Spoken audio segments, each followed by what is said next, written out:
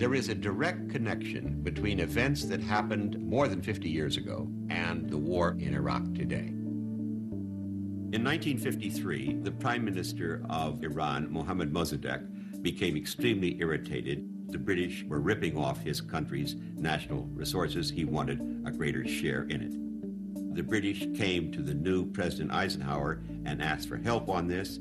Eisenhower very conveniently declared Mossadegh to be a communist, and we then set the CIA to overthrow him. 3 days of bloody rioting culminating in a military coup. The result was we brought the Shah to power, and he created an extremely repressive regime that within 20 years had led to a revolution against him. The Ayatollah Khomeini creates a government that is violently anti-American. For Americans shot up the hills. Khomeini said, quote, I pray to God to cut the hands off all those foreign advisors. In the after-action report by the CIA on what they had done in Iran in 1953, they said, we're going to get some blowback from this.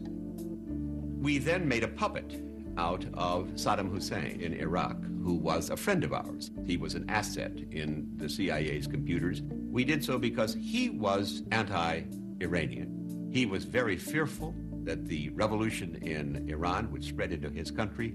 He therefore went to war with Iran. The war was extremely bloody, went on throughout the 1980s. Unfortunately for Saddam Hussein, he began to lose the war.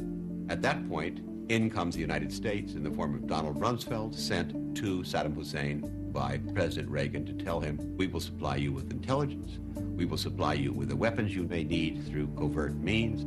It is why cynics in Washington say, we know Saddam Hussein had weapons of mass destruction. We have the receipts. This is what we mean by blowback. He remained a friend of ours right up to his invasion in the summer of 1990 of Kuwait. We became alarmed when he invaded Kuwait that he could also go on and invade Saudi Arabia itself. The largest reserves of oil on earth. We stationed troops in Saudi Arabia.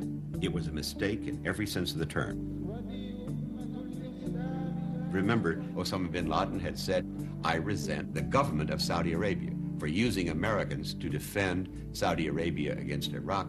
We began to fear that we were going to lose our position in Saudi Arabia. Well, the second largest source of proven reserves on earth are in Iraq.